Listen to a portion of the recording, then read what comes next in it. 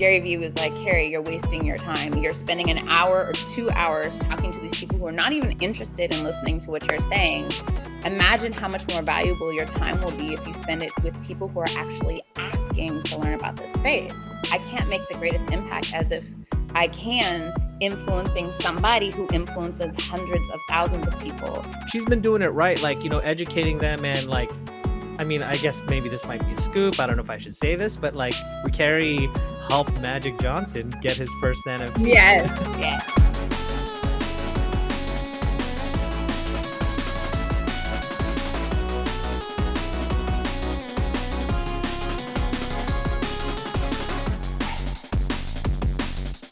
Folks who might not know your work in your own words, tell us a little about who you are, what you do, and why Web3, why you're doing it here. Mikee. Oh, okay. Yeah, Mikee, you go first this time. Cool. What's up, everyone? My name is Mikee Trompeta. I'm the founder and CEO of JDM Labs. What we do is we do smart contract and Web3 development for projects from small to large, aspiring projects, people who are just entering into the Web3 space, up to large and big aspiring projects like, I'm working with Carrie to do Magic Johnson's entry into the metaverse called Magic Johnson's Neighborhood. And that's what we do at JDM Labs. I hope I didn't throw you off when I went to the solo layout. Sometimes people get thrown off by that. They're all of a sudden like, "Whoa, where'd everybody go?" Quick aside, I live for the moment when he does that for the first time, and you can just, because everyone has been so good about like being transitioned to just like their face blown up on the screen, but there's always that like little split second where their face goes, and then that pause, right? The rest of it. I love that. Sorry, yeah, I should have warned you before I did it. Anyway, I might give you a solo layout here and there. Don't worry, it's not a reason for alarm. That's why Carrie wanted your head to be big on the video so we could see your beautiful eyes. Carrie, what about you? Introduce yourself to the folks back home. I am MsNFTy. Hey. I am an architect for NFT projects. I focus on architecting projects that help with mass adoption, education, and onboarding of the underserved communities, and partnering with brands and influencers that we can work together and make a greater impact. And so that agency is called the Creative House. So we really are focused on helping to educate these massive influencers and talent, if you will, that are in Web 2 to help them create a greater impact together in this Web 3 space. Okay, so everybody listening is like, wait, Magic Johnson? And I want to honor that. I want to get to that. Yeah. But, we've had a couple of conversations now. Carrie, this is like our third conversation on air. Mikee, I think this is our second. Alex, you haven't had a chance to talk to either of these folks before. And we were just talking about like foster, connection, talking about underserved communities. I don't know. I feel like there's a lot of synergy that's happening all over the place. And I want to defer to you, brother. What are you most interested in? What do you want to pick their brains about first? Because we're going to get to all of it. Yeah, for sure. I mean, one thing jumps out at me immediately, which is the need for educating the people with the voices, because we have a tremendous number of people who I think a combination of do and don't realize their influence. And we see constantly people with the biggest platforms not necessarily having the clearest message when they are trying to teach their audiences about something new. And unfortunately, the byproduct of that is disseminated misinformation on a relatively large scale, which makes jobs for people like us harder, because as we're trying to onboard more people into the space, if you're constantly not only having to educate, but also fight disinformation, then it just gets exponentially more difficult. So I would love to compare some notes and hear from you guys about like what you're doing specifically for education in the space. The stuff that maybe some roadblocks that you've run into, things that you've found that really worked that we could do, because we also try to educate and we work with project founders and managers and stuff like that, and they all need help conveying to their audiences, whoever they may be, how this actually works. So I would love to hear a little bit more about your education initiative specifically. So I'll jump in on this. I started off with having just general conversations with friends and family. And, Gary was like, Gary Vee was like, Carrie, you're wasting your time. You're spending an hour or 2 hours talking to these people who are not even interested in listening to what you're saying. Imagine how much more valuable your time will be if you spend it with people who are actually asking to learn about this space. And so I'm known for cooking and hosting people, friends and family at my house. And so what I started doing was hosting community leaders and influencers in a small group at a time from 6 to 10 people. And we would sit down and have dinner, break bread, and talk about the Web3 space. And what I found worked really well was having this friendly break bread conversation, but each person left with an example of how Web3 could impact their existing business. And then from there, I found these little cards that were so cool. It's like a little square box, and it says like smile, or like, says one word, and you open it like, one of those little cardboard things. You open it on the inside like a card, and it gives you a special quote. And I gave that to them as an example for an NFT. Like, here's the cover of your NFT. Open it. What does it say inside? Like, what is it saying that you're getting for your NFT in exchange for your money? It's not just the artwork that you see outside, but what's on the inside. So that was like a tangible thing that I started doing, almost like a place setting at the dinner table. Like, everybody had this little square card. And they're like, okay, what does this say? Open. And they read the quote. But then when we got to Web3 conversations, like, think about this when you're looking at an NFT. It's not just art, it's more in depth. And then so we went into, okay, you're a photographer. How can blockchain technology affect photography? And then, okay, you are an actor. How can you use blockchain technology and Web3 in terms of the entertainment industry and movies and, your print work that you want to do, and your care and passion for mental health awareness. So that's how the education and that component started, because I can only do so much, right? If I spend 100 hours with, 1 hour or 2 hours per one person, I can't make the greatest impact as if I can influencing somebody who influences hundreds of thousands of people. For And I sure. felt that was a better way of spending my time. I still spend time educating on a one-on-one basis, but it's not as often as I do influencers, because I really want to make a great impact in this space as efficiently as possible. Yeah. And within that, now we take away from the adults and the influencers, but in terms of our seeds of the future, those are the children. And that's a really vital component of education for me.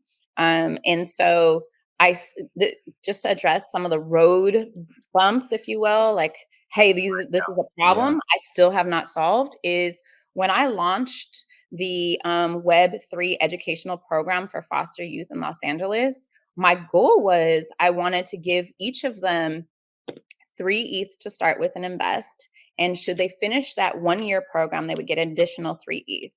And the problem I ran into is that the organizations were like, we can't give access or financial, right? If you give them money, that foster parents can't have responsibility for that money. And there was no like kids custodial thing that Mhm. really worked. And so they wouldn't allow me to even gift them money. So I haven't figured that part out, because I have banks and people, individuals that really want to invest in these youth and show them, hey, this is the money you're creating and this is yours at the end of the day. Yeah, So that's a tricky one for sure. Because I mean, on one of the things that brought me into the foster care ecosystem was that exact thing. Was just like a single statistic that children who age out of the system yes, have a 50% chance, if they don't have a safety net, of ending up either, I yes. mean, it sucks, but either dead or incarcerated within 2 years of exiting the system, which is ridiculous. That statistic, I'm sure, varies on where people age out of the system. This was kind of like for my locale, and you unfortunately can't just give kids money, because I mean, No. you as a parent are constantly going back and forth between birth parents, and because the goal is obviously to keep families together, and you be the piece that kind of helps relieve some stress so that healing can happen. I would think that a nonprofit might be the most beneficial like avenue to go down, especially if you have the funding to start it, because that's like it's so hard to get a nonprofit rolling. But if you have funding to start something, and set up like a charity for kids, and then as they age out, they can like sign up for this system. Yeah, I wonder if you could do it almost like a trust, like the nonprofit is the custodian of the funds on behalf of so and so. You know what I mean? Yeah, maybe that would be a good thing to start. What happened was I do work with United Friends of Children in Los Angeles, and their focus is being that resource for them so they don't become a part of the homelessness rate, right? So they have housing for them when they age out. They provide mentorships and jobs, and they're not willing to be the custodian, and they are a nonprofit. I mean, they've existed since 1979. And they're very well known, you know, Tiffany Haddish, the founder of the Shade Room, was a part of their organization and received services from them. So they're doing a lot of good work. I find that in not just working with them, but other nonprofits, the board is very scared, if you will, to get into this type of space. And the only thing they've gotten close to is like, okay, maybe we'll take some donations in crypto. Because one of my thoughts for them was, hey, for your gala tickets that you sell for thousands of dollars, have your foster youth develop the artwork. Give them some royalties, give long-term value for these gala tickets that you're selling to these famous stars. Yeah. But they're afraid to even do that. You know, one of Do the you maybe go ahead, Alex. maybe creating a separate entity that's a nonprofit to do that is a great idea. I mean, one thing that I feel very strongly about, because I also volunteer with a dog rescue, which is a registered 501c3, and I'm trying to do, you know, something NFT related to help make donations more transparent. It's the beauty of having all of this stored on a blockchain, right? That like anyone who has questions about where this money is coming in and where it's being transferred to could just like check the blockchain explorer and see all that. So telling people who are hesitant to get into this kind of thing that, hey, here's a really cool, super transparent donations ledger. And we have constant community monitoring of a wallet. So it's just that much more secure. The second something gets moved, we would all know, and we would be able to track where it went. And I mean, that, you know, that might make the pill a little bit easier to swallow, because it's scary. You know, I mean, you know how it goes. You teach people this kind of thing. There's you know, there's a lot of apprehension and skepticism, which is honestly fair and valid. There should be, I wonder, you were talking about nonprofits. Do you guys know about the Giving Block and the research that they do? Is the Giving Block the organization that allows nonprofits to receive donations? Yes, I think that's what they utilize for donations. Awesome. They have a really great, if you talk to nonprofits, I'm trying to do more of this in Memphis, try to have more conversations with Web 2 people who have influence, who will make decisions for communities, etc. And I love that the Giving Block puts together this like statistical report. They have a stat that's like the average cryptocurrency donation is 80 times, not just 80%, but it's 80 times more than the average donation made in fiat. And the average age of crypto donors tops out at like 45 versus the average age being 65 for most traditional donors. Every nonprofit wants younger donors, wants stronger donors. So they have a lot of good stuff that's in the language of board members, in the language of CEOs, that I've found to be really helpful, and also talks about how secure it can be. Yeah. I work with both the Giving Block and Given. We have profiles for receiving crypto donations at the shelter with both of those organizations, and they've both been, it was a little harder to set up a Giving Block account because we're so small. And they have, you know, like some minimums and stuff, but they were pretty easy to work with to like help us get in there. And then Given was another one that was just fantastic. And they accept like a ludicrous amount of currencies. I mean, like I have yet to run into anyone who is like, I would like to donate to your rescue with crypto. Do you accept blah? And I'm like, check the drop down menu, because there's like 60 things on it. Wow. It was That's really pretty cool. And we've taken donations and it works. It's super quick. It was real quick.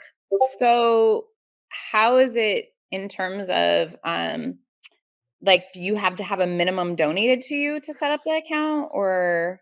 No, not for Given. It was, we basically just kind of like sent them the info and our 501c3 registration stuff. And real quickly, you know, they had someone get in contact with us. We got set up with an account, and then they charge, you know, like a small percentage fee for facilitating, because they do a direct crypto to fiat conversion and direct deposit into the nonprofit's account. I think it could be different if the nonprofit was set up to accept and use crypto for something. You might be able Right. to accept, but since they're going through all of that, they take what I thought was a relatively reasonable fee. I don't remember what it is off the top of my head. But so far, and like Evan said, since I put that out to friends of mine and other project founders that are interested in donating, especially through like an NFT project with royalty stuff, Yeah. the donations have just been like, every donation matters, obviously. But these crypto ones, the Yeah. people who are sending money, they're just like thousands of dollars worth. And here you go. I'm definitely going to check into that other one. So it's not the giving block, but given. And given, ENGIVEN, and given. Okay. I'm gonna Yeah, it looks like the giving block might not be a good solution because I'm seeing their terms of service. They say something about personal data of children, and we do not knowingly collect or solicit personally identifiable information from children under 18. If we find out that we have collected the child's personal information, we'll delete it as quickly as possible. So you'd need some sort of like intermediary, some sort of stopgap. Yeah. I don't know if the smart contract could do it, but yeah, I mean, that's a big problem to tackle. I commend you for taking a stab at that because that system needs help. I can tell you that right now. That system needs help.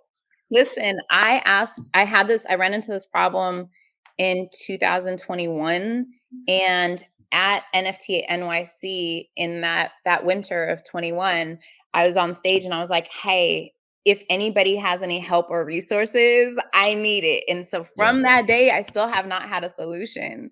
So I am actively trying to solve that because I think it would be such a beautiful thing to help create these things for these kids. And then when they age out, they actually have income and potentially royalties, you know what I mean? If we're able to do it in the right manner. I mean, if somebody gave me 3 ETH, I could create a smart contract, launch a project, deploy a contract. I could start collecting and flipping NFTs. I could stake a whole ETH and like just let it ride. You know what I mean? Like I just think about all the paths to unlock, not just like capital, financial capital, but like social capital or to build my own skills. I don't know. That would be when you said 3 ETH, I was like, yeah, for sure. Yeah. It'd be so cool. Now we're gonna get it done. We're gonna get it done. I'm speaking it into existence because we're having this group conversation. Yeah, no, it's happening. So here's the thing I gotta ask. Mikee, have you been to one of Carrie's meetups, one of her dinners? Yes, I actually have, but not an educational dinner, but one of her great cookouts. She cooks so good. Oh my dude, gosh, I need that food in my I thought I was the like, I love to cook, I love to serve people, and I love good food. But you posted like just the other day, it was like a spread you had done, and it was like 13 dishes, and they were all vegan, and it looked like they all hit the table at the same time, which is like an accomplishment. Okay. So Mikee, you gotta get us in, man. This sounds Carrie will get you in. But she does cook really great. She's a great hostess. Like it's her events are awesome. Just even to hang out and just providing that environment for everybody just to talk and not just talk, but connect and really learn about each other and then learn, like for us, we were all fellow V friends. So we talked about V friends and just other NFT stuff. And yeah, it was just fun. We played what did we play again? Uno. We played Uno, V friends Uno. Classic. So, and that's a great approach too, is the influencer of influencers approach. That's always my goal, is like, I love having conversations with people on the street. One of the better conversations I've had recently about crypto was at NFT.NYC, the summertime edition. They had, I don't remember who it was, doing a promotion on the street for like, put your NFT picture on a watch thing. Yeah. And they weren't, it was like a publicity stunt, but it wasn't, I thought, well executed, because they were just like shouting into a void. Oh, you have it? I have it on my watch. So here's my problem with that. I love that. I love that you've got an image attached to an NFT on your watch. Love it. Great. Yeah. This publicity stunt, they were like standing outside. It was like 60 people holding these big signs that all it said was like, put your NFT on a watch. The first problem is everybody walking by who doesn't know what an NFT is thinks it's a picture. It's enforcing that unhelpful message. The second thing is they were like yelling about that. It was a chant. It was a protest chant. They were saying, what do we want? NFTs. When do we want them? Now. And I was like, and that was all they were doing for like 10 minutes. And so I asked a lady holding this sign, she was like 60. I said, so can you tell me, she looked friendly. So I was like, can you tell me more about this company? She said, oh, it's a, put NFTs on your watch. I said, oh, okay. Do you work for them? She said, no, I work for them today. I said, do you know what an NFT is? She said, no. Can you tell me? And I was like, we Evan, had your this, impersonation is awesome. her name was Marty. She was Oh, this lady, she teaches equestrian yoga. I was like, wait, what? Wait, She what? said, yeah, I Yeah. get on horseback with other people on horseback and teach yoga poses that you can do while you're riding your horse. Can you And we imagine had the this labor whole, that you need to do that class? Insurance, like life insurance, health insurance, emergency medical, and she's 60. yeah, and she had just had a double hip replacement. I was like, no kidding, because you're like riding around on a horse doing like Warrior 2, you know what I mean? But we talked through the conversation of like, what is an NFT? And more specifically, as a person who is an equestrian yoga teacher, Yeah. why does this matter to you? How could you use this kind of thing in your business to protect what you own? It was probably a 10-minute conversation. And at the end of it, I could tell, even as user friendly as I try to make it, she was kind of getting to that point where she was like, okay, this is a lot. But she was also like, wow, it would be really great to be able to share these kinds of assets via my services with my audience on Facebook or in my email list or my repeat customers, to give them whatever, do a photo shoot, take pictures, put it in an NFT and send it to all your best customers. And Yeah. it just made me so mad that It's frustrating. she was employed by they were paying her $120 a day or whatever. And she had no idea. And all they were doing was there were thousands of people walking by and none of them Yeah. had any idea why it mattered to them. And so I said all that to say, I love having conversations with everyday people like Marty, but I also think it's so important when you have somebody with a platform. You said it, Alex, the way you said it, I liked it, but I often say that the loudest voices are not always the most helpful. So I just think it's so important we get to them if they're going to talk and people are going to listen to them, that we make Yeah. sure that we help them if we can with good information. I mean, how do we make sure that that's really it for me? We want to avoid more of the Kevin Hart, Chris Brown, Oh, you Justin know, yeah. Bieber, uh, Big Mayweather. time. Oh, yeah, the ETH Max. Yeah. so that one, they know what they're talking about, right? Yeah. And two, try to save their reputation. Like, how can we help you is how I Yeah. feel, right? If you have the wrong people leading you into the space and not educating you and simply saying, because this is the theme, right? Let me do your NFT. I'll give you an advance. So getting an advance is taking us back 20 years ago to record labels, to like Mm. deals where let me give you an advance and then I own you. The Mhm. whole point of Web3 is not to be owned. But people's mentality coming from the web too, is even these multi-million follower influencers still are accustomed to where's that dollar sign? I'm getting an advance without understanding the space. So they lose the credibility. And honestly, they create fan bases that don't trust them anymore because I only have this amount of money. I'm not a millionaire. And I'm trusting you because I'm such a fan to spend $100, $300, $500. For sure. And you just left me when your project didn't succeed. You didn't say to me, oh my God, you know what? I fucked up. Excuse me. I No, you're fine. screwed up. Oh, cool. I screwed up. My NFT project is not doing what I thought it would do. I didn't understand it. Let me help fix it. Like, let's do this together. No, these influencers just leave. They disappear. Yeah. Kevin Hart removed all of his posts about his NFT. It was gone. Like it never happened. A lot of the Web 2 people, companies, presidents, brands, influencers that say they want to get into the Web 3 space will look for help and hire help or a team, not necessarily based on experience, but based on price and a little bit of experience. And they end up going with somebody or a team that may be a little bit cheaper and still not understanding the space and even still not listening, right? So you get cheaper, less quality, and then you go back to pay more money to somebody who is more qualified, a little more expensive, but they still don't listen. And what I hear often is that these influencers or companies managing these massive pieces of talent, well, let me rephrase that, massive influencers, and they say, hey, people are going to buy their product, buy their NFT no matter what we do. So we don't need to market. All we're going to do is a press release. They'll sell out because everybody knows they're such a successful person. Let me remind you, the influence on Web 2 is not in Web 3. And sadly, you can't pay somebody to tell you, pay somebody that's an expert and not listen. You know what I mean? Then you're ruining their reputation.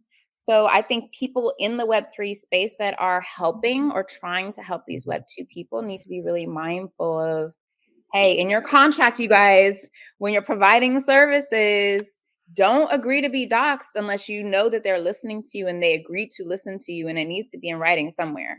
Sure. Because then that affects you. They're going to say, oh, I hired you as my expert and my shit flopped. No, you hired so-and-so as an expert and you didn't listen to your expert. You did what you wanted to do. So you are no longer authorized to use their name. That's what I think is important for existing Web3 people that are focused on educating and onboarding and helping talent.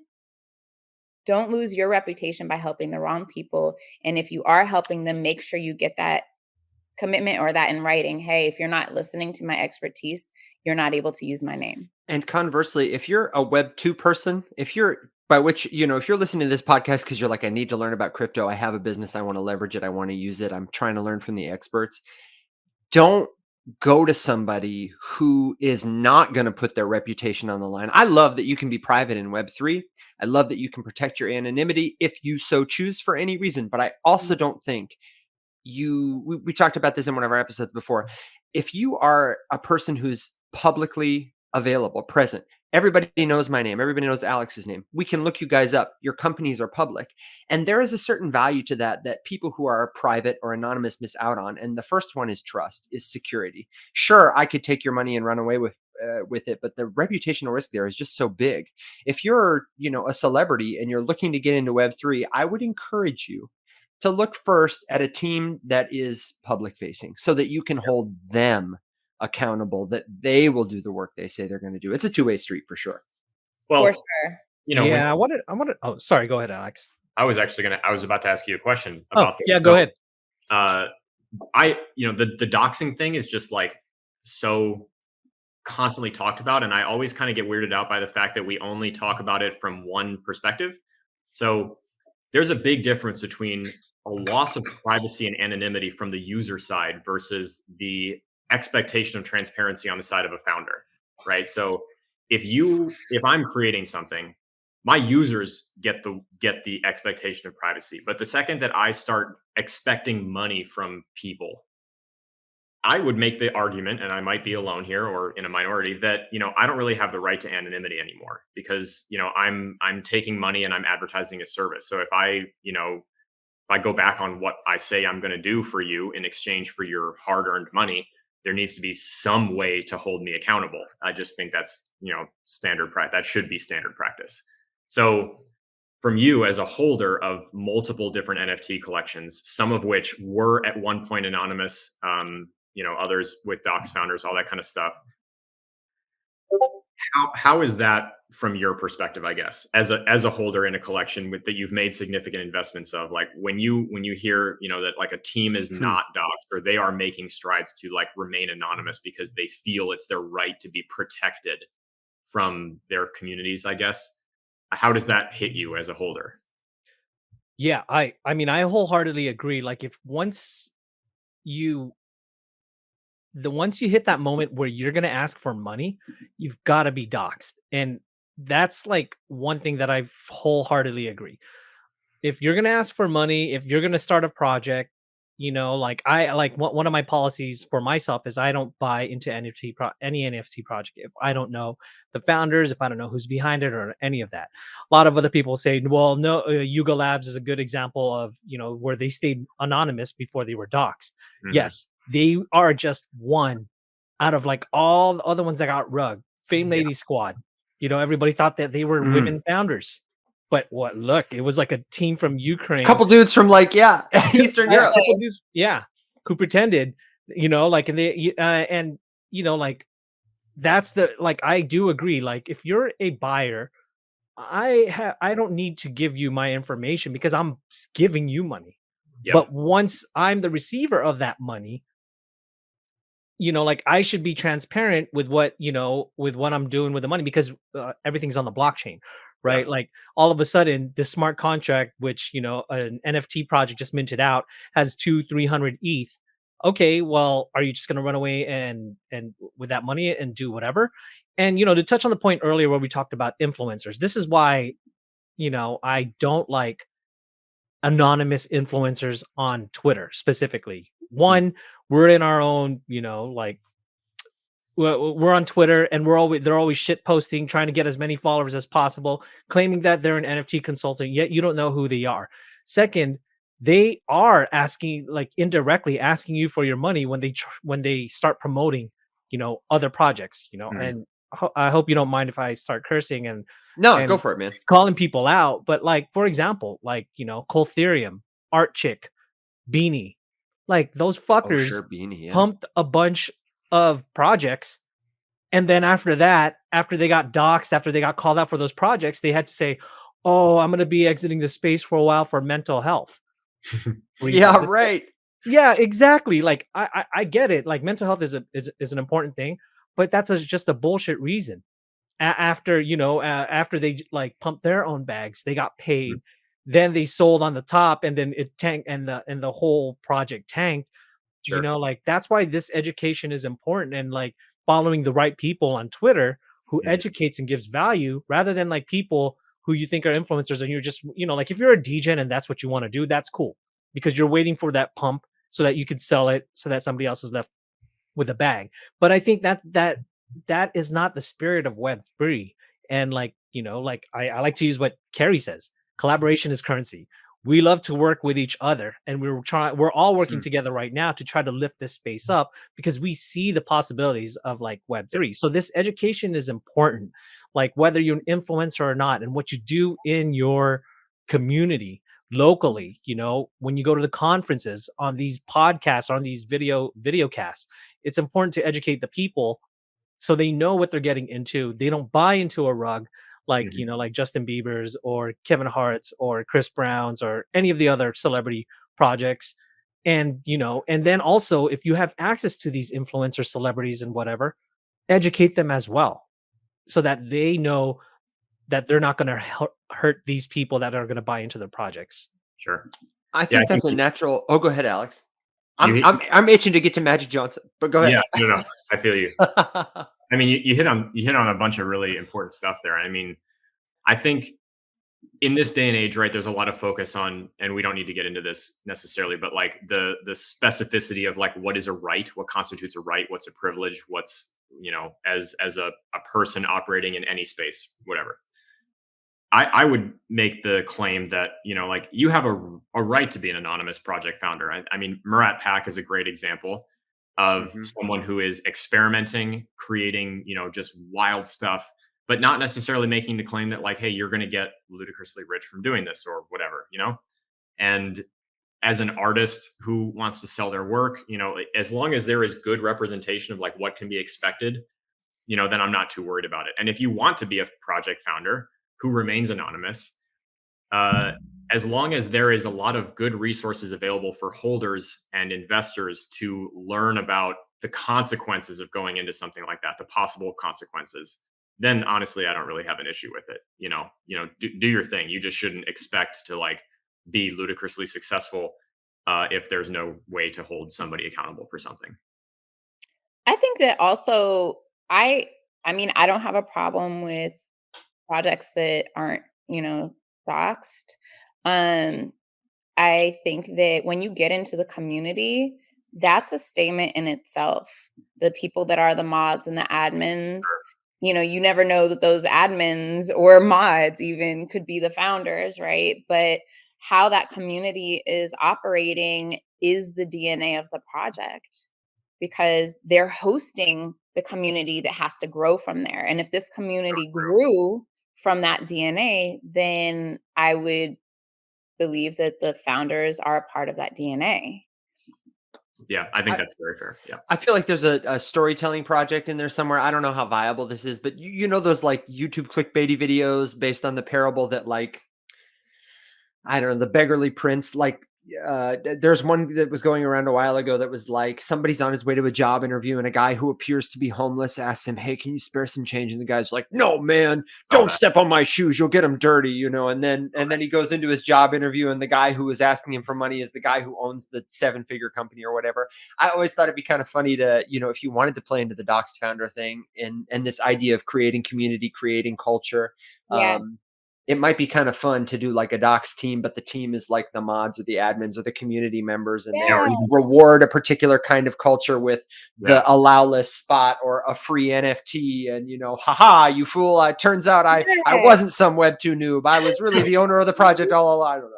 I love that though, because it's Yeah. kind of it goes into that old saying, like you never know who somebody is, right? Like Yeah. treat everybody the same. And so you'll learn more, I feel, about your community members if you're just a random person in the project's Discord. And I love surprises too, and I love pranks. So Yeah. Yeah. And it I says a think lot that's really about the cool. project, the kind of community they curate, I Yeah. think. Oh, for sure. yeah. Yeah. Okay. I've had enough temptation, enough silence.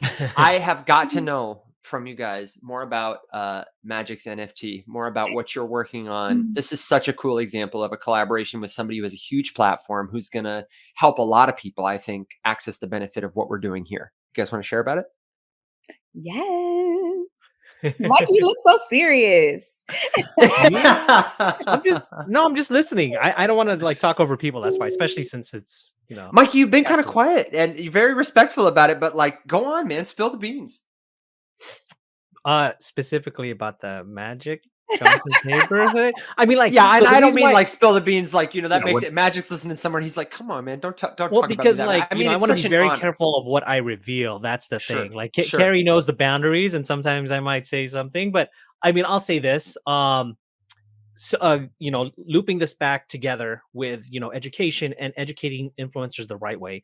Carrie has been working closely with Magic and educating him about the space.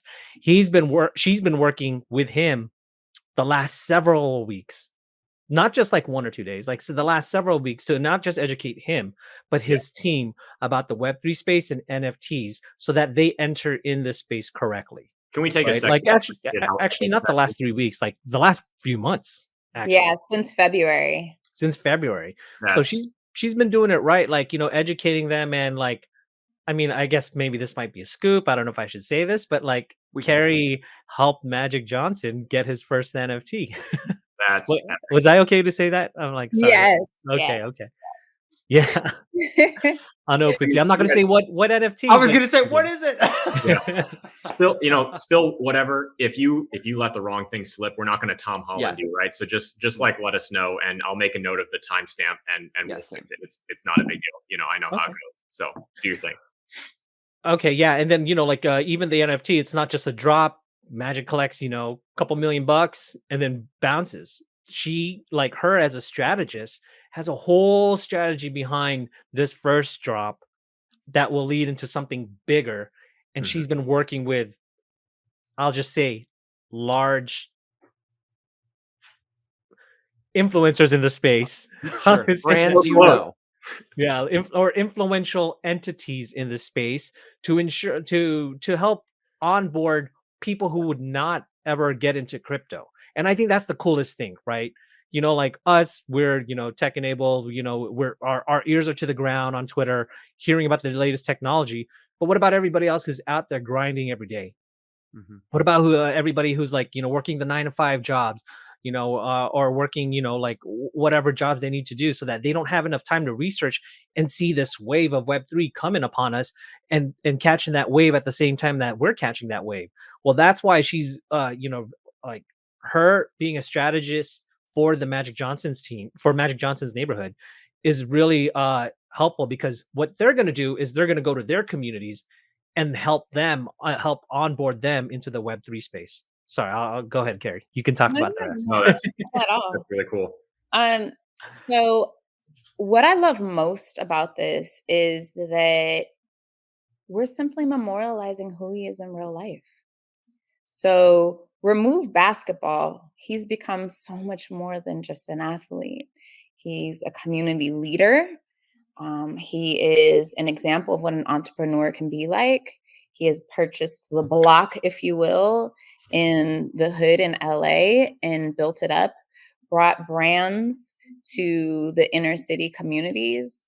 And so he's become a mentor and someone that people look up to and say, hey, that could be me.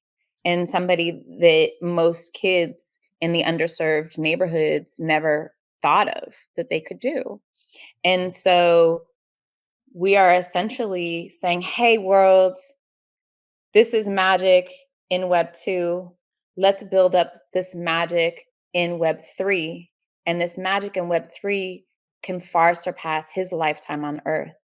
And by doing that, he can impact those that are not even born yet by implementing Web3 educational programs, Web3 entrepreneurial programs, building a bridge from the banks and the money to minority-owned businesses that want to build in the Web3 space, creating a safe space for a global community that has been underserved since the beginning of time, and creating events and activities that build bonds with these people virtually and allowing us to sit in the classroom in Web3 and learn from each other without having to fly anywhere, having to, have these expenses that we couldn't afford to ever meet each other and build these bonds and make a massive impact, right? With unity, we create a greater impact. So together we're greater. And that's what we're essentially building. And now we have that leadership with Magic Johnson and saying, okay, this is where I came from. This is what I did. And I was able to do it because of opportunities that were provided to me that I never knew that I could have. Now, the way I can create more of this generational change and impact is through going into Web3. Let me bring my connections. Let me bring my mentorship. Let me bring my expertise and let me learn from the Web3 community. He's coming in saying, I don't know everything. I need help. So as I learn with me. And so like I feel that the public kind of takes a position of like, dang, I don't feel like I'm late. You hear a lot of people say, oh, am I too late? I don't know. I don't want to jump in now. This is going on, Yeah. that's going on. Well, Magic is. And Magic's saying, hey, I'm here because of you guys. My community all over the world have put me in a position to be able to give this opportunity to you guys where I'm learning. Come with me on this journey and let's build and create this global community together versus some other people coming into the space saying, I have a community, just follow me, do what I say.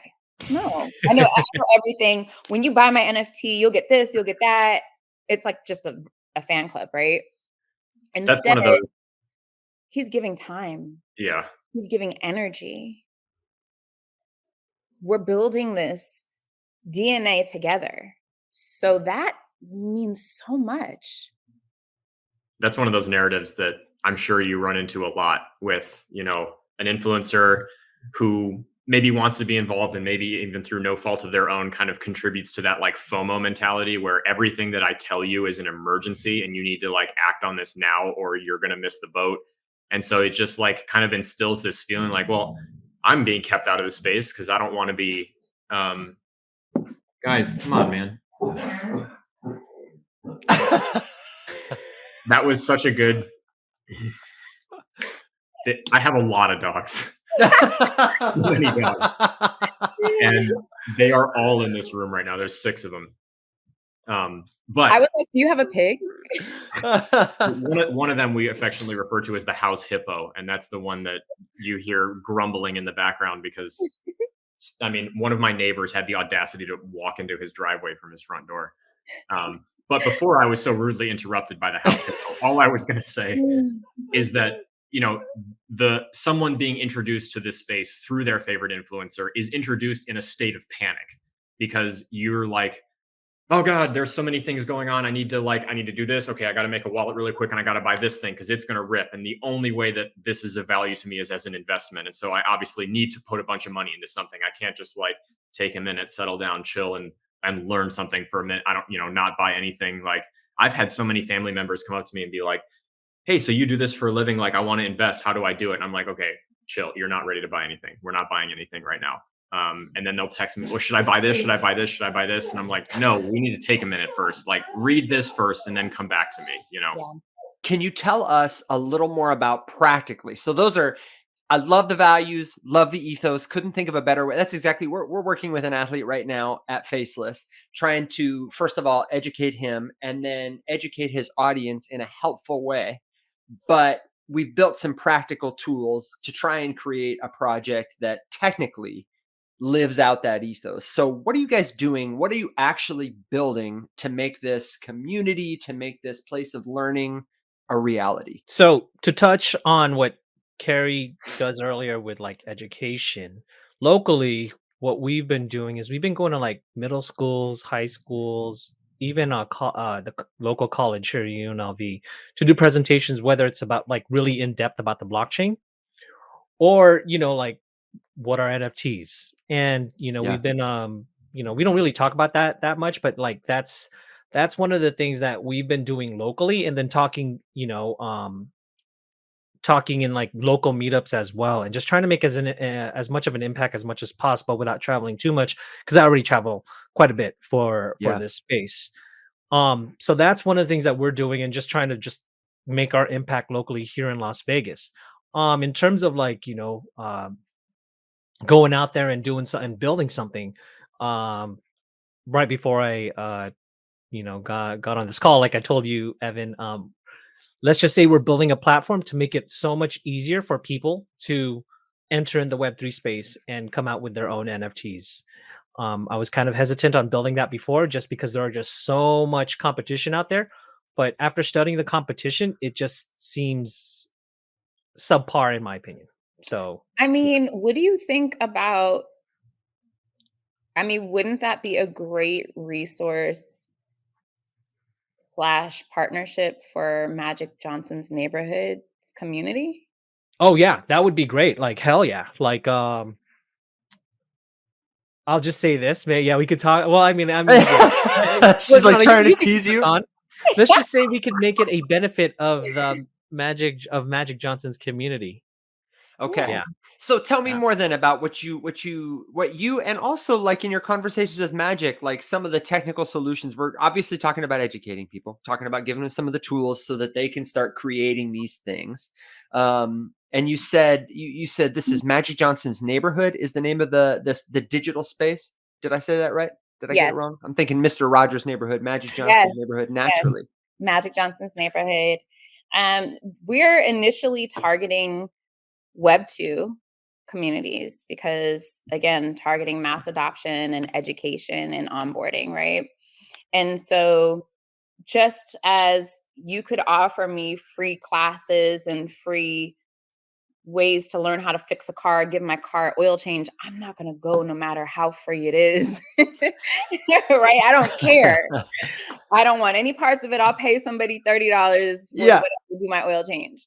So we're not going to get the bodies there to educate unless we lure them in with some Web 2 value, something that impacts their life today, kind of like a kid in the candy store, like, here's your carrot. We're here to help you, but we got to give you something in order. Gotcha. Here's an NFT. Right? So they don't care about an NFT. Right. Right? They care about, oh, you're Magic Johnson. Okay, Magic Johnson that's doesn't usually do this or that. So we are launching with an educational tour. So a tour across the US. Oh, cool. And partnering with local community organizations and providing Web 2 value along with Web 3 education and experiences. And so that is how we feel would be a great way to start this process. Yeah. You can kind of tell the way that you're saying that. And I don't want to put words in your mouth, so please correct me if I'm wrong. You're almost like a little hesitant to say the Web 2 side of it because there's such a stigma between having any element of Web 2 next to a Web 3 entity. Yeah. Where's your Discord? Yeah, I maintain that, Web 3 is an ideal that we're working towards. But in order to properly bring ourselves there and other people who are interested, we need to go through Web 2.5 first, which is fine. You Yeah. know, like we run multiple NFT projects, and there are a lot of elements of straight up unabridged centralization in our model, which is fine because along with all of that is the clear message that, like, hey guys, this is being hosted on this server. It's centralized. We have access to this, this, and this. We could cut off this if we want to. We're gradually building. And as we build more stuff, we give you guys more tools and you decentralize on a spectrum, right? So, like, there's nothing wrong with having a Web 2 element because, I mean, you need that. You have to speak the language of the people you're trying to onboard if you want to onboard them at all. And I think that's, not only is that okay, it's like those are the people I have more faith in long term, because at the end of the day, you know, we're all transitioning through this like evolution of the internet together, right? And it would be insane to think we're going to go from version 1 to version 2 or version 2 to version 3 without a pit stop, you know. I want to touch Yeah. on that a little bit because, like, you know, all these quote unquote decentralized maxis are talking about, oh, is it decentralized? Is it decentralized? Is it decentralized? For a lot of them, it does make sense, but for others, it doesn't. Like, and what I mean by that is, if you're trying to find out about a project, right? For example, Magic Johnson's Neighborhood. What is the first thing you're going to do? You're going to go into Google to try and find out more about it. That's what everybody is trained to do, to go on their phones, go in Safari or Chrome, and then search for Magic Johnson's Neighborhood or Magic Johnson's NFT, right? It's like, oh, you're not going to make it because you don't search for it on Twitter. It's like Twitter has great search functionalities. Don't get me wrong, but I was talking about this earlier. It's like a lot of people who are anonymous just wants to publish their blogs about Web3 on Substack. Well, it doesn't get indexed properly, so people can't find out about these great articles if people are just tweeting about it and then just writing it on Substack or whatever another decentralized blog that Google can't index properly. That's why, like, I think it's important, like, you know, you guys, what you are doing and everybody else, we still need to use Web 2 technology. Websites are still going to be a thing. Google's still going to index information, even posting stuff on LinkedIn or on Facebook, not just Twitter, and talking about it so that, you know, awareness and education just can spread more. Like, and it's not like, oh, how do we have a decentralized browser? Do we have a decentralized blog? Decentralized, like, decentralized does not equal privacy. You know, like, is it a decentralized search engine? Like, no, I mean, that doesn't make sense. You know, like a decentralized search engine doesn't make sense unless people are willing to pay into it so that, you know, when you do a search, you have to pay for that transaction in order to do a search. Who's going to pay to do a search when it's free Right. on Google? Yeah. It's Totally. ridiculous. Yeah. I mean, Yeah. and it's a, no, I think you're absolutely right. I mean, think about like, just where everyone is coming from, you know, and like you have to seduce away a user base from something that has worked for a long time and explain to them that it's like worth your time. And the simple truth is that a lot of decentralized protocols that are just strictly like, maybe they actually are decentralized and it's not just a buzzword. If you just whip off something, create it, decentralize it, and expect it to thrive, you're honestly setting yourselves up for some possible cybersecurity nightmares, right? Because like there's not one person who can swiftly end something or fix an exploit or whatever. And that's terrifying to me as a user who's inputting like my data or my money into something. And there's way too many like startup fintech companies, let's just call them what they are, where no cybersecurity expert was consulted on anything, and we're just like throwing shit at the wall and just really hoping that nobody hacks us. And then meanwhile, I'm at a conference with Max sitting watching the Ronin Bridge and the Axie Infinity CEO as that news came in real time, and the look on his face because he's slated to open NFTLA, and that morning the biggest DeFi exploit in history happened to him. Right? What a rough day. Yeah. To his credit, that man walked out on stage and gave a presentation on something else, and he kept his composure. And I can't even imagine what that must have been like for him on the inside. Like everyone in the audience knows, and we're looking at you, dude. You know, like, so props, but still terrifying. Me and Mac looked at each other. We're just like, seriously, terrifying. So like, you know, decentralization immediately is not all it's cracked up to be. I'll just put it that way. No, user experience is so important. And also like the infrastructure that will give, nobody wants to be their own custodian. No one wants to maintain a server for themselves. And there is a bridge that will help us, that will allow computers to do what computers to do well and allow people to do what people do well. Alex, you hit him with the mechanic thing. That's my favorite little idiom.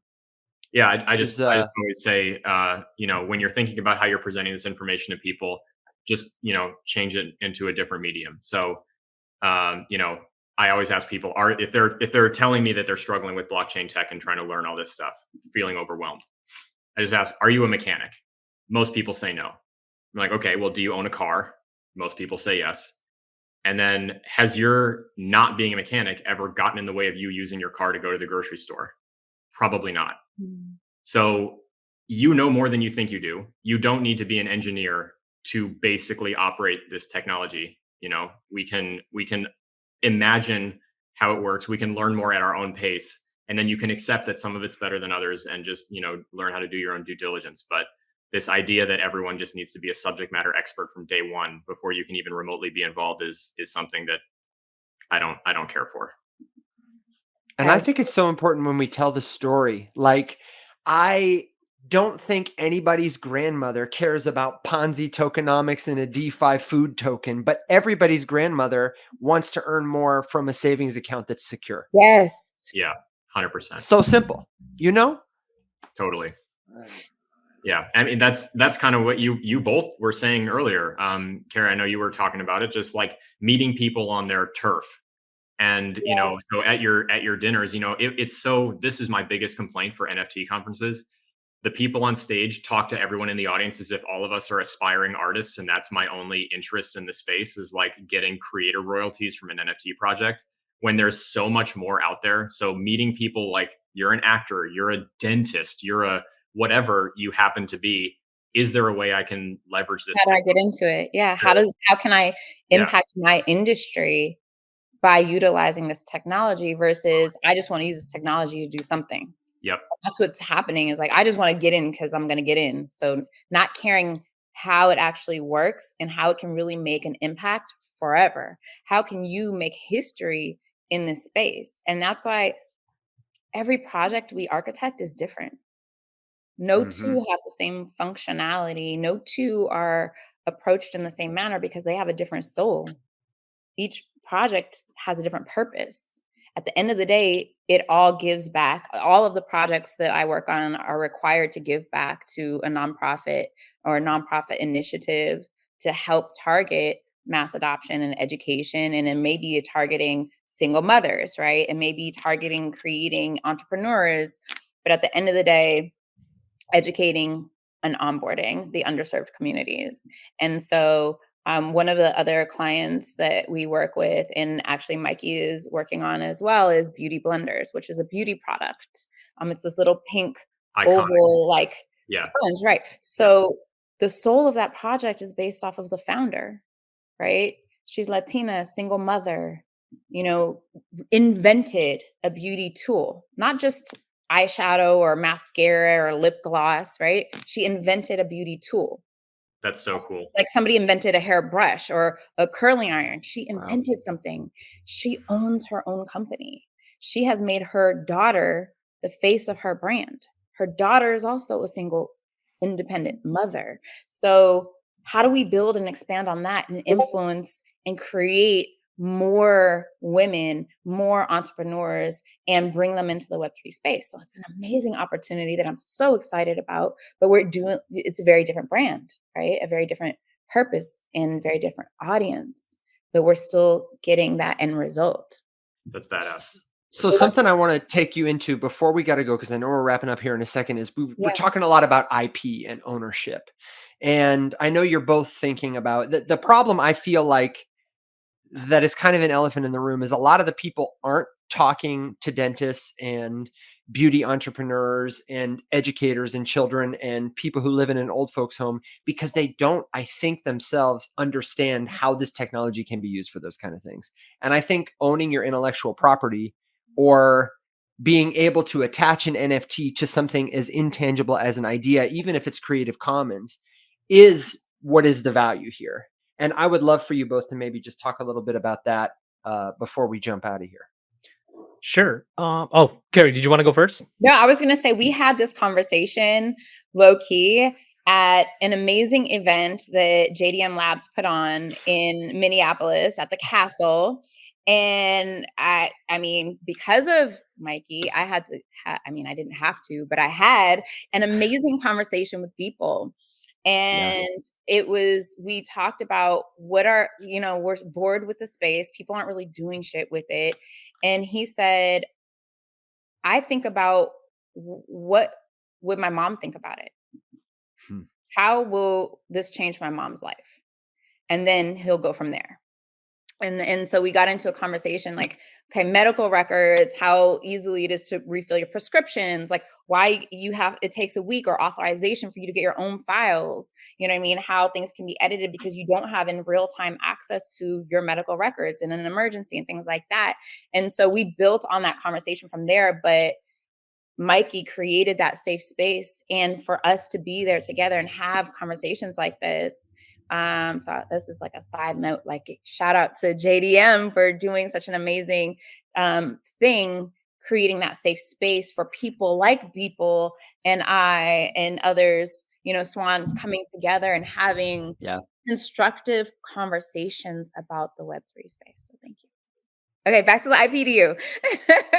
Okay. Okay. Well, yeah, to talk about the IP, what I think is going to be key about this is that people just think of NFTs as art, but it's not. If this is the reason why I don't like the name NFT, it's just esoteric, non-fungible token. What the fuck does that mean? So, essentially what NFTs are, it's a digital certificate of ownership, right? Or a receipt, a digital receipt that's verifiable. Like it's a true verifiable receipt on the blockchain. Now, to talk about dentists, to talk about, like whatever retailers, events, ticketing, at the end of the day, yes, is it cool if there's art attached to it? Yeah, that's cool. But like if a dentist were to get into space, it's because they want to charge for their services using Ethereum, or not just Ethereum, but any cryptocurrency. Well, how would they issue out something that they actually visited the dentist on this specific date? Now that's an NFT. That's a receipt. This is why, like, like in terms of IP, I think this conversation is going to be moot in like a few years when there's more mass adoption, because it's not going to make sense. Like, oh, you can't use that receipt, like that you went to the dentist because I didn't get, because I have full rights of that. It's like, it's not art, it's a receipt.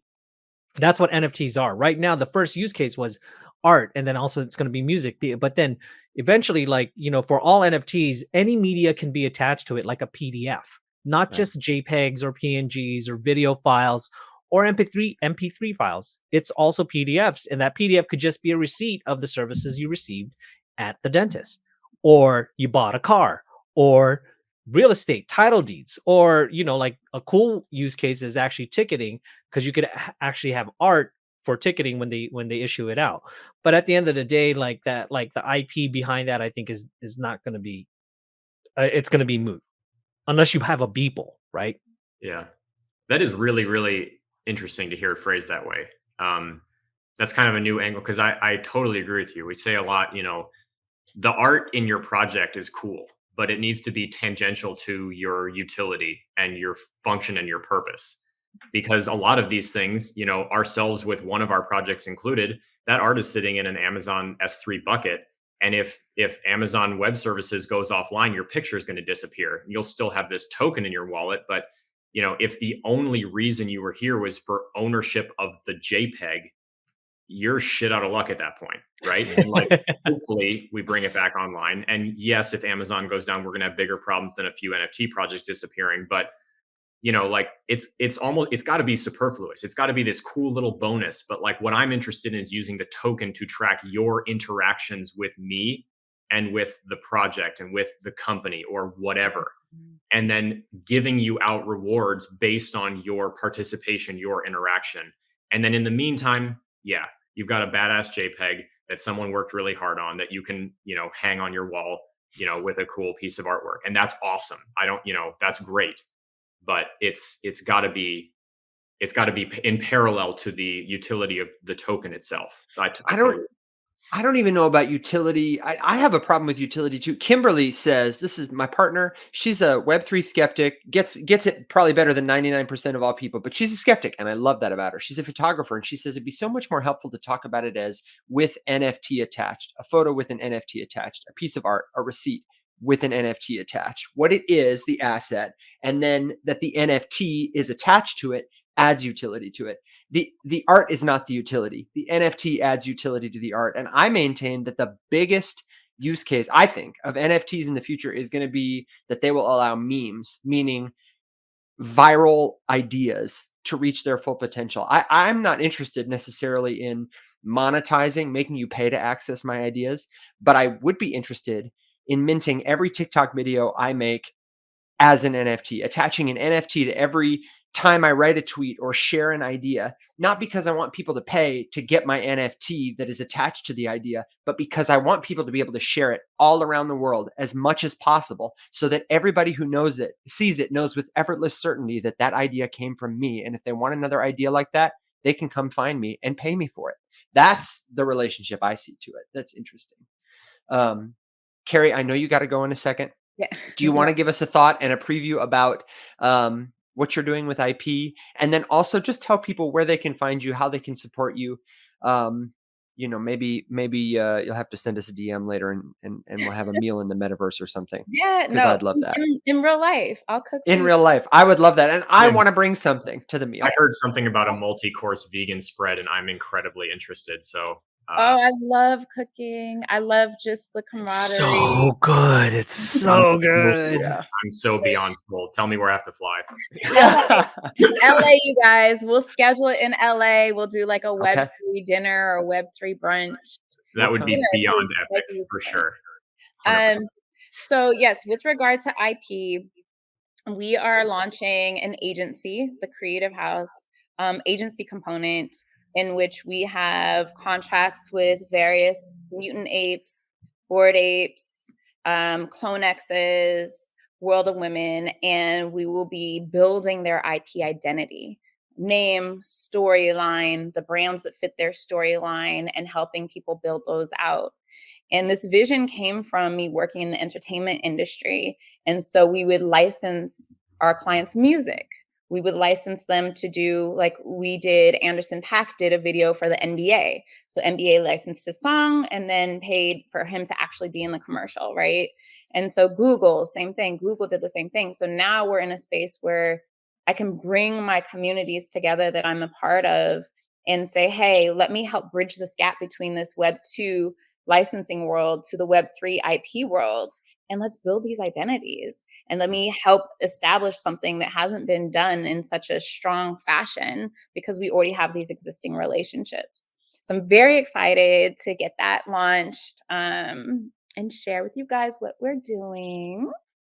And then where you guys can find me, MsNFTy, Miss_NFTY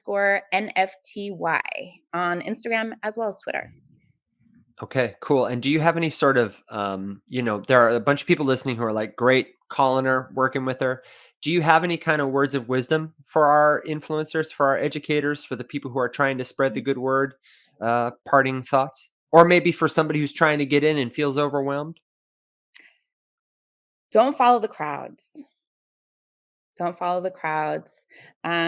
Be true to the education and the knowledge and your soul of who you are as an individual. You will see a lot of projects swaying with where the market is versus sticking to the foundation of what they're supposed to be built on. And that's scary for a community. And it's a great way to lose community members. So I guess this is information for someone building out a project or educating and helping other people create projects.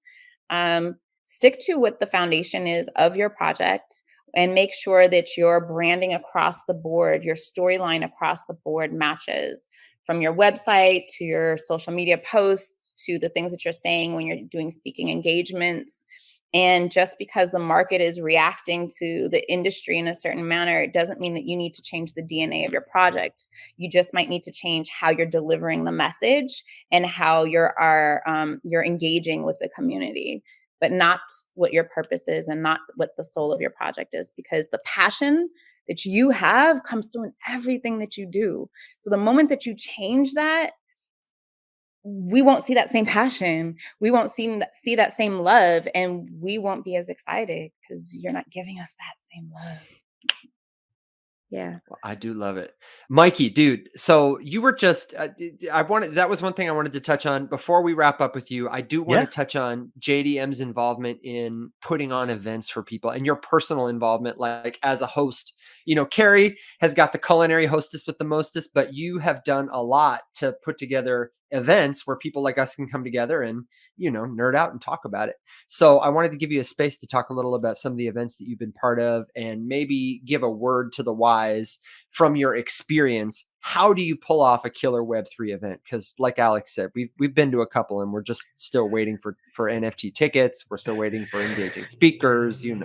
What's your It is secret? insane. It is insane. And my Yeah. wife, who is just like, here's this from me, where she's like, oh, you're going to another NFT conference? Is the ticket to this one an NFT? And I'm like, still no. And she's like, why? I'm like, that's a great question. I have no idea. So with regards to just that specifically, I understand why, because everything is transparent on the blockchain, right? I don't know if you saw when Jimmy ETH and his crew over at Nameless NFT 42, Token Smart, they were going to do NFT land here in Vegas.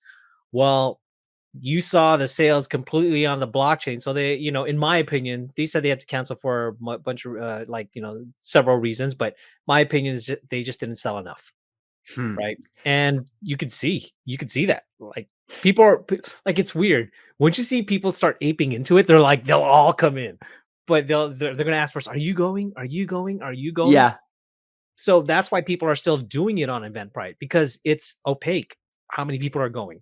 You just know people are going. And then what they can do is they can also, like, if they don't have enough people going, they're going to, what do you call that? Just gift, what do you call, complimentary entry. They're going to give them a free Hmm. entry into the event just so that it looks like it's packed. Yeah. So, I mean, to go back into to answer your question about event planning and all that stuff, it really is about the vibe and creating a what I like to do is create a safe space for a specific reason for that crowd. I've done events before, but this one was it, I give it up to one of the co-founders. His name is Marco Greisen, who basically handled all the logistics, the operations of the event. And what he did is, he found the mansion, booked that, got everything all set up, had different activities there, and then like what I came with was the vision of it in terms of like, okay, VCon, like I applied to try to exhibit at VCon, but and I asked several other people to who was also going to exhibit at VCon. They all applied. They did use that same application, but nobody that I knew was approved. And it was kind of like fucked up because when last year when we first minted our V friends, we all thought, oh, this is a conference for V friends by V friends. And it's like, oh, if we're entrepreneurs or whatever, we can exhibit and show off what we're working on or whatever. We'll have a table there to be able to talk about those projects, but none of us did. Were able to. All they had was just that flea market section, and that was it. Hmm. So because of that, I was like, you know what? This kind of sucks. There's a bunch of different projects within the VFriends community that I want to, give them a safe space to talk about their projects to a highly targeted set of people and have fun with it, and create an environment where it's like easy to talk, not too loud music, have food Yeah. and alcohol, and it's not a rage fest because as we've seen in different events, like people don't want to try to get wasted. They wanted to like talk with other people about NFTs. So that's what we did, and it turned out great. And we were fortunate that Beeple, Swan Sit, Danny Cole, Andrew Wang all showed up to the event, and that was and other people too. So yeah. Yeah, it's super cool. I think when the music is an appropriate volume, Yeah. when there are drinks and food, but it's not the sole focus. I mean, I can't tell you, I feel like it's so easy to do that. How many people missed the mark on that. Like, come on, Yeah. conferences. We just Yeah. want to like build the future for you, but we need to hear each other first. It is. Exactly. It's the same what do you call it, recipe for every conference. Oh, okay, official conference from this date to this date. The official after party at this nightclub. And it's just boom, boom, boom. Open bar, but Yeah. not a lot of people are drinking because they just want to talk about NFTs. Yeah, I'm there to nurse one beer for 3 hours and talk to as many people as possible. And Yeah, dude. if I'm like, you know, lips touching my friend's ear, screaming, and he's still like, "What? You messed up." And Mhm. we've been to one. The Samsung building uh, Oh had yeah. the spatial event hosted at the Samsung building that we were fortunate enough to get to go to and have some of our stuff on display and kind of go there with spatial. Was the first time I've ever been to an event where there was a spot that was like the networking spot, and it was like, quarantined off. So there was like noise protection and I could hear people, and you could sit in a seat and not have to be, with my tongue going into somebody's ear trying to have a conversation for, just without losing my voice. Yeah. Yeah. Mikey, one of the other things I wanted to ask you about before we let you go was about smart contracts specifically, because Yes. this is what you do, dude. And I Yep. really wanted to know, just in terms of the kinds of stuff we're seeing right now, is there anybody? I think the smart contract is the medium. The tokens are like the pages, and when you put a whole book together, that's like the smart contract is like the art, it's the binding. I Is like there that anybody metaphor. that you're looking at that does just super artistic, super cool, super novel contracts, or any kinds of? Yeah, I'm not a techie. And so I look at it purely from an art perspective, but in terms of enabling tokens to do cool things, who are you looking at? Who are your mentors? Who are your leaders? Who are the people that you're trying to keep up with or watching in the space? So the one that I really admire the most is Nate Alex's Chainfaces. He is the project owner, but he wasn't the developer. I forgot the developer's name. I follow him on Twitter. But if you look up Chainfaces, if you just Google it, Chainfaces NFT, they've done a novel thing to with the smart contract that they've written. Everything is on chain. The art is on chain. Like the tournament mechanics, the gaming mechanics, is all on chain. Sorry, just to give some background on it. Yeah, yeah, yeah. Basically, what it was, the project is, um, you minted some chain faces, you enter your chain faces into an arena, meaning you stake it, and there's an algorithm that pits them against each other. Like basically there's brackets. Like the winner of this fights against the winner of this, and then it just, until there's one winner. I'm oversimplifying it. There's more mechanics than that, but basically the winner at the end gets a portion of the ETH that's in that smart contract from the mint. And then that was it. Speaking to projects that we were talking about earlier, you get what you pay for, and that's it. Like there's no like long lasting like IP with that you get to keep it in your wallet forever. No, it's like you win the ETH, and people were like so happy. And I thought that was such a cool thing that they did.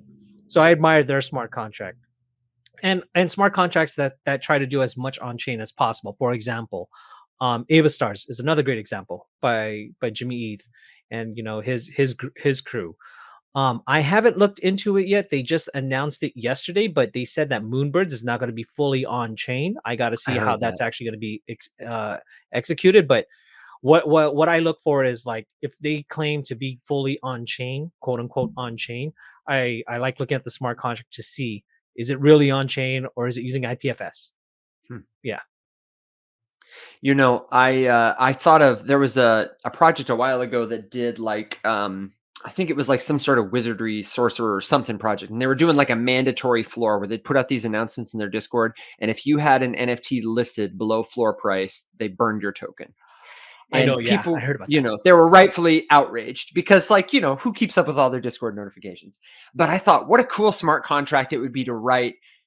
You could call the game "The Floor is Lava" and make it kind of like what it sounds like Chainfaces is, where that's the whole premise is like the NFT that survives the longest. We're going to have a couple of rules in the contract, maybe based on metadata traits that the tokens have, so that there's maybe a small element of strategy, but mostly some randomness. Put some money in the contract. You could do it super, super cheap, but just make it like a fun kind of lottery, like a game, a native to the medium of smart contracts game where the floor is lava and everybody gets burned. And then, the top 10 people get a little bit of ETH and a free game piece to the next one or whatever. Like, wouldn't that be Yeah. so fun?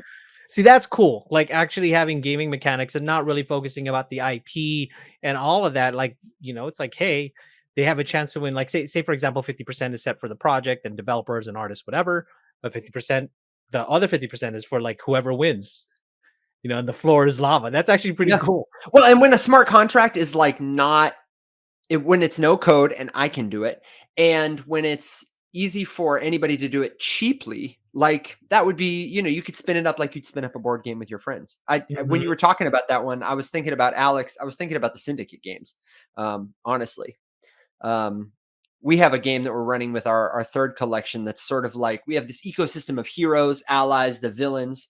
And the villains of our story, one of the sort of mechanics we've introduced is we're iterating a game with our community over Mm. a number of different seasons. And it's an in Discord game.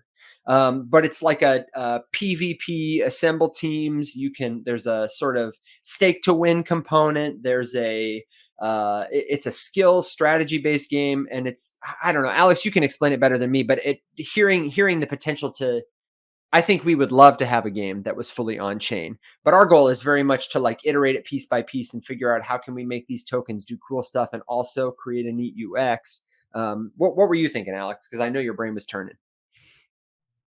Yeah. So no, sorry, right. Full disclosure, Alex is a nerd. We're all nerds. We're such nerds about this Yes. game. Massively. So I love it. the game itself is very heavily influenced by like elements from everything from StarCraft to Magic the Gathering. There are Pokemon elements. There are classic elements from like tabletop TCGs to various RPGs. There's definitely D&D elements because it's very like narrative and story based with some RNG incorporated, all that kind of stuff. So the idea was really simple. Allow me to take my wallet with my NFTs in it and pit it in a duel against my friend's wallet, and then the one of us with the better score is going to come out as the victor.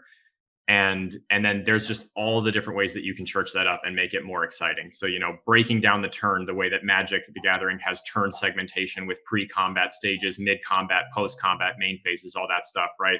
The different interactions that happen, the die rolling that you get in D&D, where like my NFT has a higher power, so I have the chance to get this interaction, but I still need the RNG to land on my side of the fence and give me the outcome that I want. Otherwise, I'm going to need to re-roll and blows can glance off of each other, that kind of thing. So the whole thing is being built inside of a Firebase database and basically paired it into a Discord server. And then all you do is basically just like connect the wallet, enter the arena, and it's all like kind of a text-based prompt game at this point where you're fed lines, and if your fatality triggers, and you get this little thing, and we're adding some animation stuff. But it's so old school, and the feedback that we're getting from everyone is like, this is the old school like text based. I'm sure you've seen some of these things, like Oh yeah, of course. an NFT project that I was heavily influenced by that I just think is one of the coolest I've ever seen is Loot, and the idea Oh was yes, yeah. so simple, with like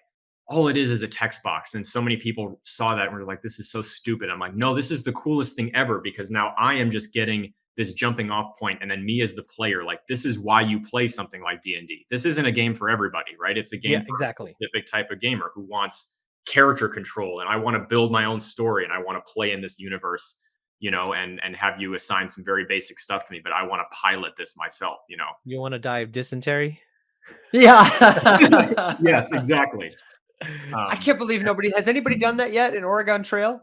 Like where you have a Web3 token type game pieces, you can earn dysentery token or something. I don't know. I'm not That would be awesome. There are elements of that I'm looking at putting in with some of the updates and stuff that we have coming out, which I'm Well, and I like the tier. That's another NFT thing is like we have. So if you are a winner of the Syndicate games, you get airdropped like a 1-for-1 artifact NFT that we can introduce particular types of exclusive utility to. Yep. That can function as a receipt, that can function as a collectible, that can do all. I'm just so ready for people to start. First of all, for people to have the tools to start being able to just make as many as they want or need to really give them function in a robust kind of way. And it's not just, here's my JPEG. We're getting there, but So I do have a question for you, as maybe my wrap up question. Just, I think this could be super valuable. So we're an education first community, and I'll never pass up an opportunity for an expert to be able to teach our holders something. So if you could give a piece of advice to someone who is maybe been rugged before, maybe they are skeptical, maybe they've, been a victim of like a bad smart contract or a project that didn't work out, falsely advertised, is there maybe one or two or as many as you have, like some quick red flags that you would say are the things that are like the easiest to get screwed over by, or things that like someone could, with limited technical know-how, look at a project and be like, okay, I know that this is sketchy, and I may not know exactly why, but I know enough to know that like I may not want to be involved in this. So the first thing is go with your gut feeling. If it's too good to be true, then it most likely is. And don't get greedy. Like, a lot of people in this space get greedy. I know a lot of people say, "Oh, I was just sleepy. I clicked the link." It's like, no, you saw that, a good example was the beginning of VFriends when it was minting. People the people were offering $25 USDC and they didn't understand USDC versus ETH. They sold their VFriend for literally $25 and they're like, I got scammed. No, you didn't. You thought you were going to get 25 ETH. Like take accountability for your actions. And what I mean by that specifically is don't click links that you are not aware is is valid. Don't enter in your seed phrase unless you know for sure what you're doing. And then, now going into researching projects and making sure it's not a rug. Just do a simple Google search. You can find it, like for example, Magic Johnson's NFT. If it comes up, then okay, you go to the website. If it doesn't come up, okay, that's a big red flag. But if the site does come up, go to the about page. See if this is, I would say, is the most important. See if the people behind it are doxxed. If they're not doxxed, if they just have JPEGs there, but they don't have their full names or links to their LinkedIn or links to their Twitter, and they're not specifically LinkedIn, because you got to have your full name, then do not support the project. I mean, that's just my word of advice. A lot of people's like, well, you never know if they're going to be the next Bored Ape. A lot of people say they're going to be a Facebook killer. A lot of people said they were going to be a Microsoft killer. Did we see that? No. Same thing with Amazon. So you've got to go to trusted sources and make sure that you you give your money to people who you trust, meaning they're doxxed. You can see their track record, whether on LinkedIn or on Twitter, on Facebook, whatever. And you know who you're going to give your money to. I think that's my advice. Or at the very least, if you're gonna look at something, understand that you're going into an exponentially more risky scenario, and you should not expect that everything is going to be sunshine and roses for you. Like, if you think that this is going to be the next Bored Ape, but it's all anonymous, everything about it is sketchy, go ahead, put your money into it, but do not expect to walk away unscathed. Like don't know what you're getting into. 99% chance you're about to get dunked on. And nobody would recommend that you put any money into that. Like, you should not. If you do, understand what you're doing. A good example of that is like, how free mints were the trend after Goblin Town, right?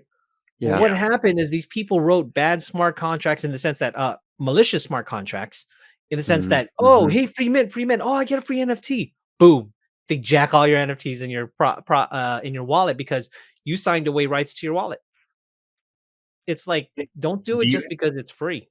So with because that's a huge one. Free mints everywhere. And I mean, 100% straight up, we have a free mint plan for some of our OG holders, kind of thing.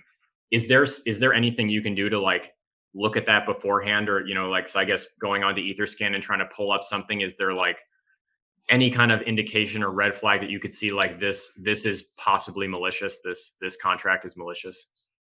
Off the top of my head,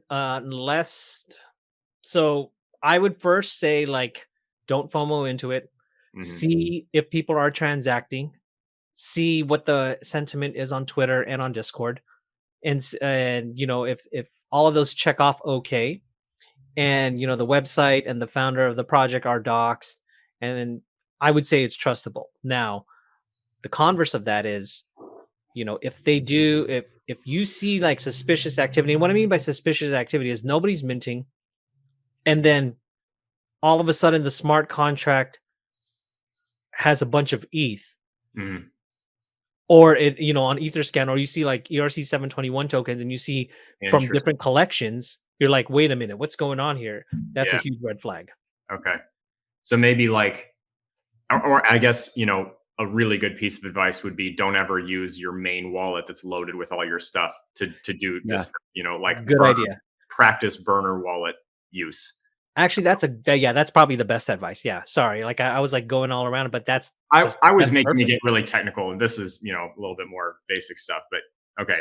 I honestly have never heard the pro tip to like observe and see if a bunch of ETH suddenly ends up in it, or all of a sudden they get a bunch of incoming, you know, 721 transfers or something like that. That I will credit you, but I'm gonna take that. That is a really good piece of advice. And just Yeah. for the people at home who may be newer, you're like, wait a second. Okay, every blockchain has something called a blockchain explorer. It's like the Google receipt viewer of that blockchain. And the smart contract has a page.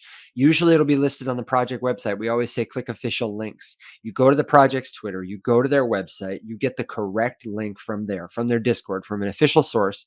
And they will usually have a link to their contract. It takes you to one of these blockchain explorers and it will show you a list of, you can say, interactions with the contract. That's what Mikee's referring to. You can see when Alex clicked, if you know his wallet address, you'll see, oh, wallet 00123 minted a token. An ERC 721 is an NFT. If people are minting ERC 721s from that contract going to their wallet, it's happening consistently. It's got, 1,000 transactions, which seems to match the sentiment on Twitter. About 1,000 people have minted NFTs.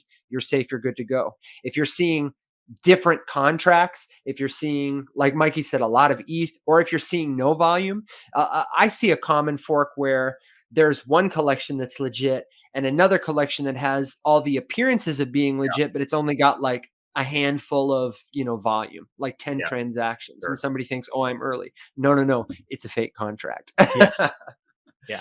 Gotta Yeah, watch out. and I Good mean tips. that's why these educational communities are so valuable, because even if you don't have the tools, you have access to a bunch of people who may have the tools to do that. So, you know, if you're in a Discord server with people that you kind of like workshop these things with, you know, that's why I encourage people in our servers. Yeah, if you have questions about other NFT projects, I'm never going to like tell you to stop talking about a project that's not ours. Like ask the question, whatever, Yep. you know. Drop in a link that you're curious about and ask someone who knows what they're looking at to check it out for you and see what they can tell you about this Explorer page or whatever. That's actually a great idea. Yeah, use the community to find out, like, if you don't know, because there's Yep, somebody bound in the community who will know more than you. You can ask them, they'll look it up for you, and then boom, you just built a great connection and a relationship. for sure. Yeah. Yeah. I mean, So go ahead. to go back to the auto mechanic, you know, analogy, right? Like if something goes wrong, if I hear a weird noise in my car, I'm not gonna like, well, okay, time to go. Maybe, you know, maybe a few people. I'm not gonna go onto Google and like download the full like spec sheet for this vehicle and try to figure out what components are in this area where the noise came from, what could the noise be, and then do a bunch of research. I'm just gonna tell my dealer or my mechanic, like, hey, it's making a noise, it's coming from the wheels. Can I bring it in? You know, like Yeah. same kind of thing. Source to an expert. Yes. So if people want to get in touch with your expert advice, my friend, what's Yes. the best place for them to find you and keep up with the things that you're doing? You can check out our site, JDM Labs, There it jdmlabs.io. is. Like it? jdmlabs.io. If you want to reach me directly, you can email me, mikee@jdmlabs.io, or you can reach me at my Twitter account on Twitter, MikeEEJT, and also JDM Labs on Twitter as well. Sweet. Cool. I know you gave a little illusion that you're building a tool that's going to help people be more creative in the future. Yes. Is there anything else that you are working on around the time this drops that you want people to look out for? Yeah, like just I would say look out for the tools that we'll be building. We want to empower and enable the space and make it easier for everyone to come into the space. The reason why we built that tool is uh one of the best advice I ever got for business is like the best person to put you out of business is yourself. So, yeah. So, just like, in the 90s, there were a bunch of web developers back then who knew HTML, CSS, and all that. But then WordPress came along, Squarespace, Drupal, Webflow. Like a web developer back then was $50,000, $100,000. Now it's like, okay, well, I'll do your WordPress site for like 2 to 5K. right? It's gone down a lot. Same thing's going to happen to smart contracts. I know it. I saw it from when I first started this business. But I didn't want to go into building a product that would make it easier because I saw everybody was doing it. But I've looked at the different products and I'm like, all of these are shit. So I like I decided with our team decided to build a better product, in my opinion. So look out not just for that product, but we're releasing a suite of products that will help out with your mint. Cool. Very cool. Is there anything that we didn't ask about that you want to share? No, I think I think we had a great conversation about like all of it. So from Magic Johnson's Neighborhood to kind of the stuff that we're working on, and yeah. The end of this we got some gold here, some super educational stuff. It's great whenever someone with the know-how and the expertise that you have can share some of these little nuggets of wisdom, because I know that there are people listening that can get value from that. So I appreciate your insight there for sure. Oh yeah, thank you. You're very welcome. And if you guys ever want to have me on again, please feel free to hit me up.